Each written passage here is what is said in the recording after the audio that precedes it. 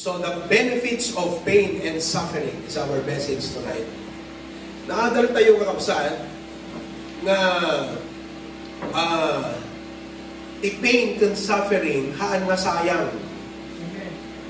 DJ, halimbawa, na-hospital ka several days, haan nga sayang DJ. No, naawatan kan nakita, kan naarakot mo DJ benefit, DJ nga pasamak ka.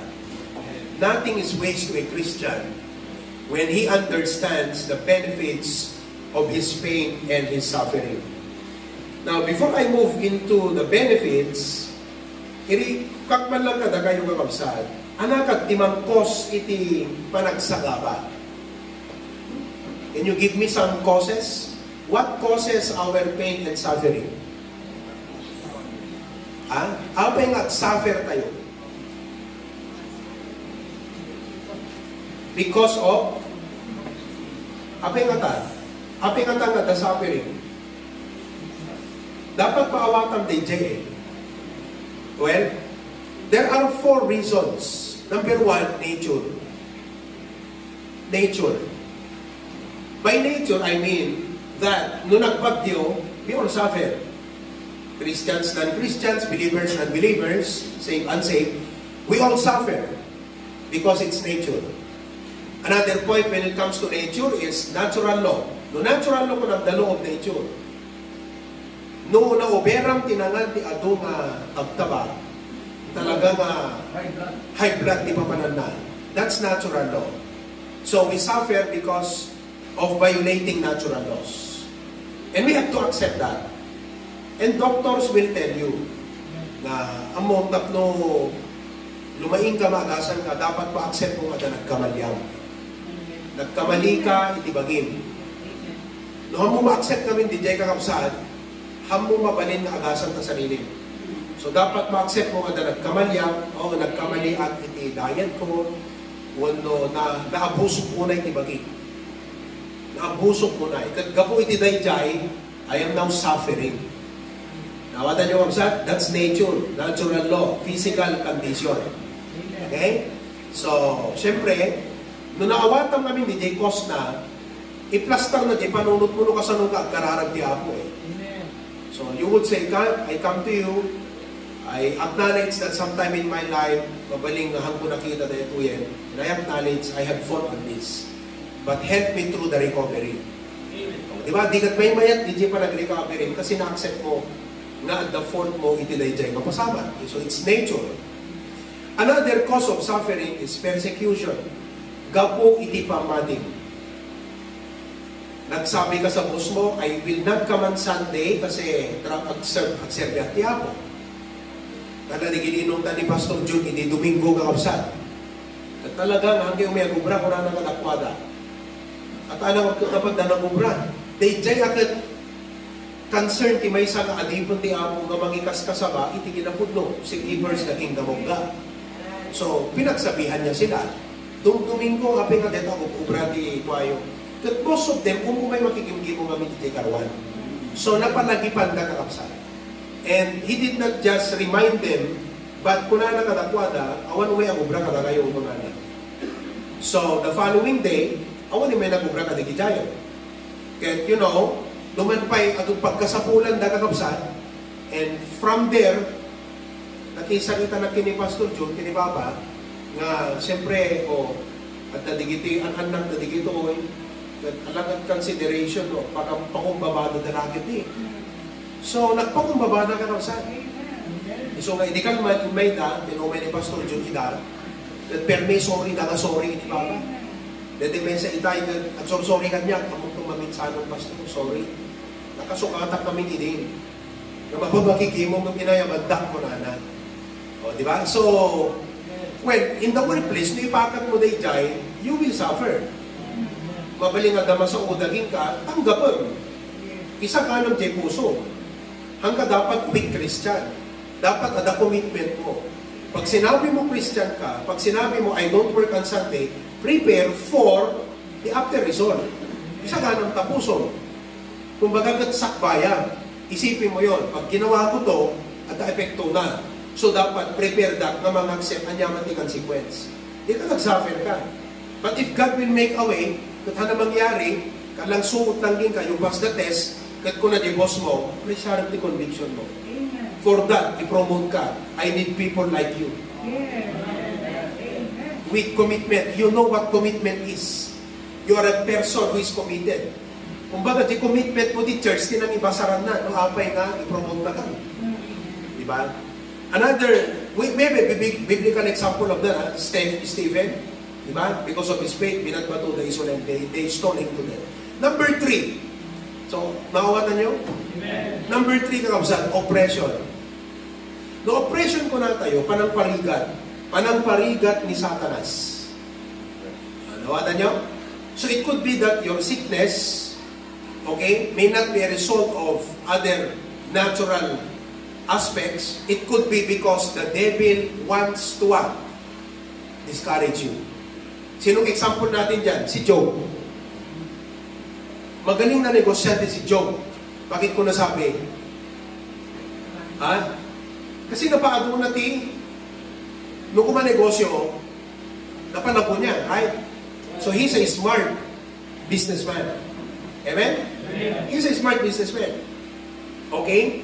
So yung pagkalugi ng negosyo na, hindi dahil palpak siya, kundi kagagawa ng diablo. You know, one day, everything was gone. Sunod-sunod. Natay aming animals, donkey, amin, including his children. So he suffered. So the thing suffering na is what? It's not a problem of nature.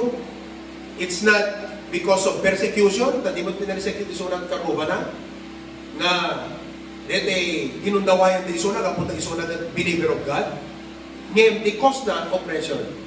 So dapat, once na nagkaroon ka suffering, damagal, anat cost na dete nga suffering ko ako. Is it nature? Ang dabasol ko iti detoy, and I'm reaping the consequence. I violated law, the moral laws, I disobeyed, or sinarunod ko DJ no entry, so nga natiliwak. Awot mabaling iba kung sinarunod mo DJ no entry, kat ko na pulis kat pinersecute na Kristiyano siya. Awan di kina Kristiyano sa jay. Nawatan nyo kakabsat. Sinultipan lang kasi Kristiyano aki. Di nagla pinalubusan na nagpastorak pa, di na nakitan. Nawatan nyo? Wala na yun sa persecution. So ina-identify ko para you know how to deal with your suffering. Damagang no kati bagay, deti ka di nga suffering mo ita nature, persecution, o kaya oppression na. Pinagtubo lang ni Satanas, deti nga sakit kanya, kasi kaya't nagkaupayan. Nakita na nga committed na, i-giving ko, nakita na ti personal commitment ko, makita na iti dedication mi, nag-serve ti Apo. So nga, talaga nga namtod ni Satanas, ti sakit ka na kami. And most of our sicknesses, oppression ni Satanas. Kaduan na kapsaan. Kaduan na. Oppression ni kabuson. Just like Apostle Paul.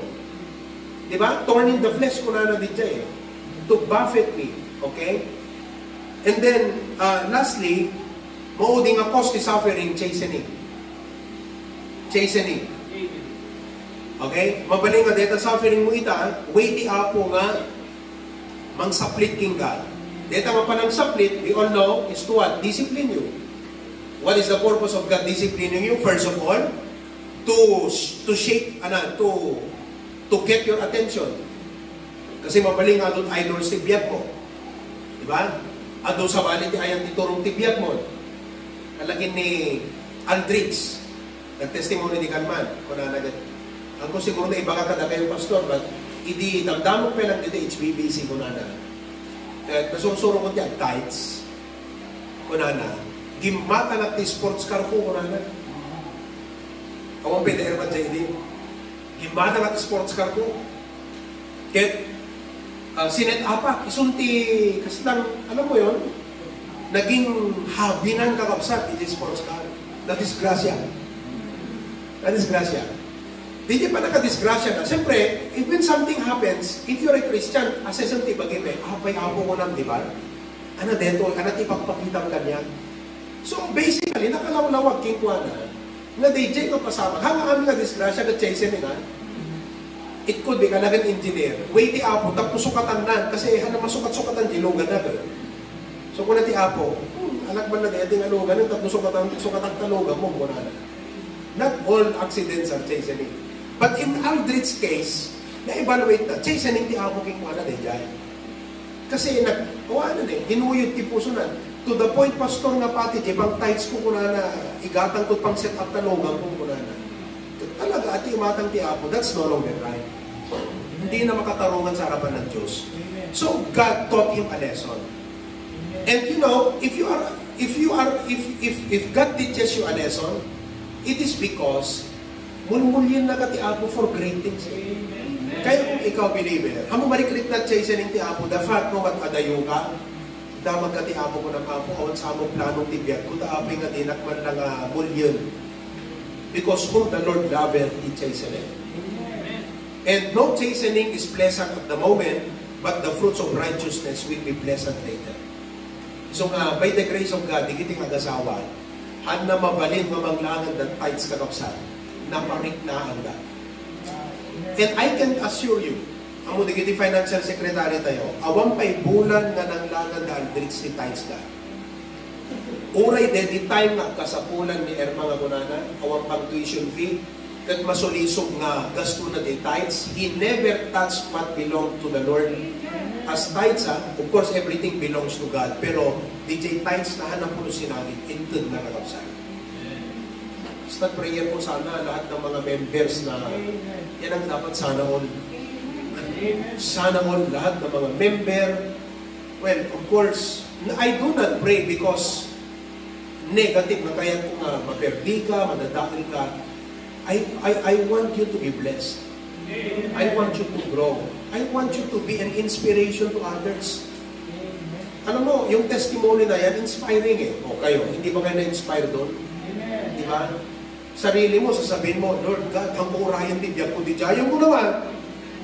Di ba? Aantayin mo pa ba sa sarili mo? Di ba? Luis, kakapasok ka sa trabaho. First fruit, huwag mong antayin. Na kayo nga professionals nga na faithful di tayo na huwag niyong antayin. Naawatan niyo kausan. Anyo urayan. Check it kung bigat neta record mo na until Friday afternoon. Check it no sinno. Evaluated to kakabsan. No sinno nga na kayo iti at the bakantena nga bulan anyo laglagi daw no message sa kada kayo. And I will do that. Napipiya nga siya mangipalagip ka na kayo kesa ti ima ti Apo. Amen ba? You have to hear kasi you cannot get away from it hanggang makataray eh. Mabaling ka di kakabsat na itarayam ti Apo ko takbaligi ka hanggang baligi ni itarayam ti Apo. You cannot run away from it. Amen? Okay, so now, what are the benefits of suffering? So, nakita yung impact na causes na. So, when you suffer, kung ang damagang tibagim, apay nga tang nagsagsagaba. Number one, nature. I broke natural law. Dahang ko nasurot nga husto nga dapat inaramid ko. Kaputa, jak nasurot di jay, iso nga syakti marigatan ita. Or it could be, adadatag tao nga na nasurot di dapat ubrada, pati sika, sikanti, anak ko man group project, di dati mulong, di kat sikat marigata na. Nature amin di dijay. Okay? Pasamak amin di kita realidad. Number 2, ano may katwa? Apay kag-suffer ka? Persecution. Okay? Karubang, kabagyang, nagkanat mo, unbelievers. Okay? Number 3, oppression ni Satanas. Makita na nga dedicated ka, kalagi ni Job. So, talaga tiraan na ka. So, be prepared for that. Don't be discouraged. Basta kung kiti new believers tayo, na desert at pabaptize, kung may oppression ni Kabusor, don't be discouraged. Number 4, chastening. So, you are, adakayan ti Apo nga maawatan. Nawatan niyo kapsat? Adakayan ti Apo ipagpakita ka. Ignore them. Every time mo may deta nga suffering, at pop di mind mo, detoy mo na ti Apo. So you better get right with God. Okay? Now, what are the benefits of suffering? Number 1, nakita na ide, it is God's way to get our attention. Number 2, to give us, di ba? Deta na testimony mo with ministry na yan eh. In fact, listen, deta lang pa nag-suffer mo, anyaman ti testimony nga naging blessing na king ka, deta nga suffering, sa totoo lang, Pagka minsan, mas powerful pa yun kaysa yung 1 hour preaching ko. Tama hindi? DJ Cristiano nga nag-testimonyo ka kapsat. Kala day testimonyo, di kita kasawa itay ni Brother Roldan kini Sister Shine. Despite the fact that nangani na malpas mo na ba? Malpas mo na ba lang? First fruit? Matatapos pa lang? Oh. Committed na. Talaga everyday. Mano magkalong i-deliver mo ito, brad? Napiksakan mo, minum eh. Hindi tanong. Mano? Sangapulo. Oh. Pero hindi nila iniisip yun.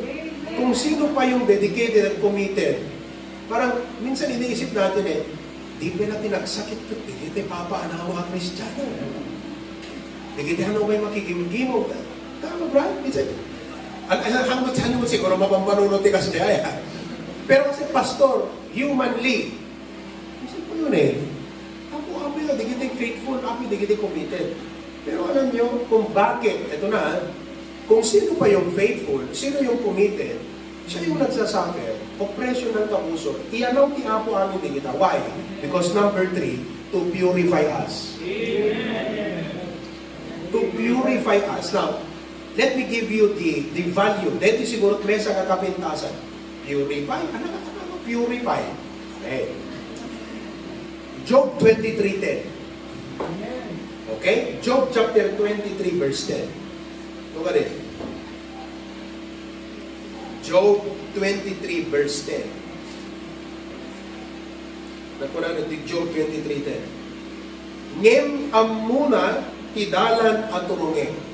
That should be comfort to you. Amuti apo, deta, agda mga daldalya sa atin. Okay? Amuna tidalan at turungin. Into no masuot na.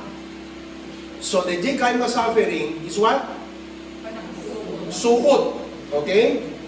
Into no masuot na, anak ko na, runwarak to akas balito. Dami sa istorya, missionary, nagbisita si Indian, may isang, dete, workshop di gold. Mga huli niya kami, goldsmith. Ano yung anong goldsmith? Anday? Fernando po? Oo. So, dete nga craftsman, purify the gold. Nakakita kayo di purify gold. Ako hindi pa, pero sa YouTube may nakita na. No, DJ, hampay na purify ka gold, agape lang din other chemicals na, other dirt and so on. Na ikabil mo yan ikabil mo yan pagkilwa na dagsen. Yung basit value na. Nakata nyo? So sika, just like you and me, gold tayo eh. Di pamati tayo di ba nitong sadyay. Ada talents ngayon di ako. Ngayon kapo digiti ka, digiti kwa, digiti pasama, digiti ugali tayo, nadagsan tayo, nung may value tayo. Salang agkaroon tayo di value, nung may ikat di jay. Kaya itong nangyari, di na mag-missionary kasi he melted it ko na linunag na in a crucible and kept it applying the hot flame. Okay? Tinunaw na. Di na mag-missionary ko na. Kaano nga may bagang okay to netable? When will you know that it is ready? Okay na siya. The angel replied, when I say my face in it. No simila, pagkat makita tarupa ko kung na. That's it. Anong application na DJ kausa? Ni Apo Diyos, iso na DJ goldsmith craftsman. DJ Flame, iso di kiti circumstances suffering. Usalan na DJ. Mabaling oppression di kabuso, persecution di kalaban, kuno di kiti na makamamot kalaban di Apo, ganda dumapay. Okay? Kat i-apply na DJ kakapsan, tapnon ti kasan at mamasaba, manunag na yung Bimel. Anong application na DJ Bimel? DJ pagkataon kakapsan nga medyo at the pride na, at the ego na talaga kakapsan. DJ makita nga lumuknan. Hanggang lumuknan kakapsan nga dete agbalin nga awan tigker na nga Kristiyano. Di kahit na nga sa awan kakapsan, meekness. Now, tapno maawatan yung kapsan, sa bali kami DJ lumok na Kristyano nga dete, nagbalingan na kapoy, anamon, sa bali kapsat. Di kaya tasawon dito nagbalin na meek. Amoy iti best example ti meekness. Are you with me? Di kasayatan ng example ti meekness, magdad kay man, dagay man. Edward, magdad ka man ti best example ti meekness. Nga ti contrast na gat strong but meek. Stallion. Kasi, define tayo ti meekness, kaya mo tayo ngamin ti meek kat, ang very meek sila. Hindi man nagbabayin yun. Timik ka kapsad. Kala di stallion. A stallion is a wild horse. Ang red horse. Wild horse. Kat digit stallion, iso digito iti klase ti breed. Wild sila eh. They grow in the wild. Kaya na they grow in the wild. Wild in the sense that they are free. So they grow in the wild. Kala, ti difference na 45 days na manong native. Sino native ka? Sino nagkad sir? O, di ba? Nung sinut mas domesticated. Kala, di kita aso. Kita nyo ha? Di kita aso nga wolf. Compare dito aso nga pakpakanam nga inaldaw. Domesticated. Naamo, right? Pero sinut na nagkad sir? Di wild. So, di ka banyo. Wild di suna. Di ba? Kaya isut breed. Nasapsapulan di kiti kings na pagluganan na karwahe. Pangguyod na karwahe na. But, kaputa wild, their mindset is, I'm free. I am the king of myself. I do what I want. I go where I want to go. Di ba? So, di kita jockey, sakayan na neto eh. Paamunda ka sa di ka, nuhan namat na. Kung na di horse, di panunot na, mas strong dating ang siya. So, aghambolak king wana. Haan nga napukaw, di kinapitsa na. Haan nga napukaw, di kinatigkar na kinakadsir na. Ngam na-change the mindset na. So what purifying process does, it will change your mindset. No dati kakapsat, kas kalaingan di trabaho, gapot ti suffering, ada talent mo, nga mausap ta talent mo ti church, kasi amun yat hambol yat ta pastor. Kasi awan mo serbi na di Kristiyano, ure man nalaing.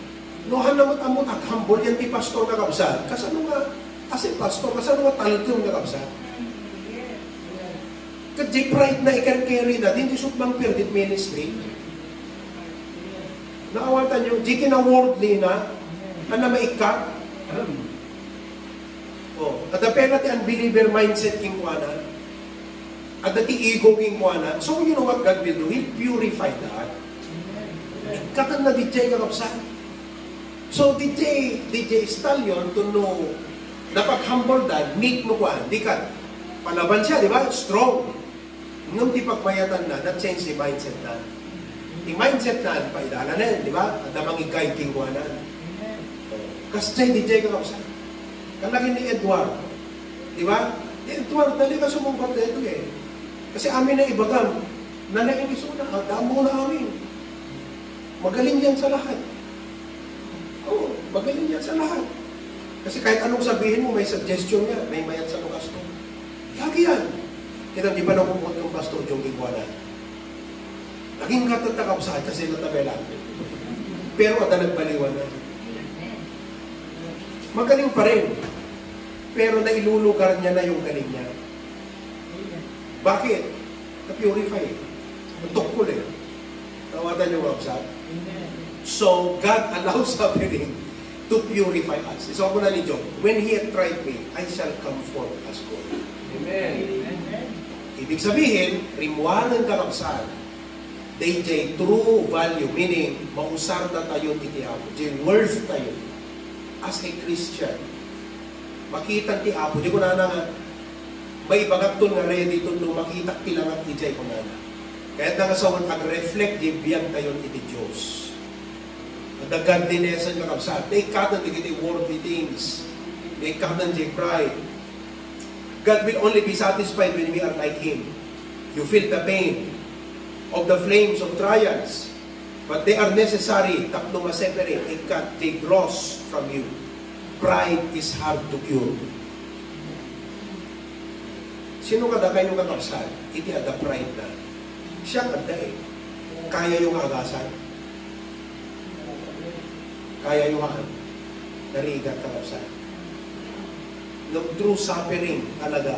Pukawon di ako dela. Pride is hard to cure. So is lust. The root. Nailubungan ka the root. Worldliness and many of our idols. And God uses trial to purify us. And when we are purified, we come forth as gold. Not only the word comes out, pero kas kunana di 2 Timothy, we are vessels unto honor.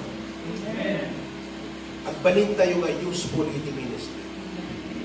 Kaadwan naman nga members ka kapsat nga dete nag-backslide. There are many reasons sa backslide in Kristiyano, di ba? Mabalin nga masadutan na may magiging home ng kanyaman. Pero karamihan naman ng Kristiyano nga dete aktitos bigla nga nakawanan ng kapsat. Adating mo bugin ko na. Adating mo bugin. It could be Sarah, pride, and so on and so forth. So praise God. Amen? Amen. Dapat na-comfort kayo, Lijay. Na-comfort kayo yan. Isabot na-comfort. Dapat na-comfort ka nga ako. Sabi rin ko, no kaano kayo nga, faithful laking ka.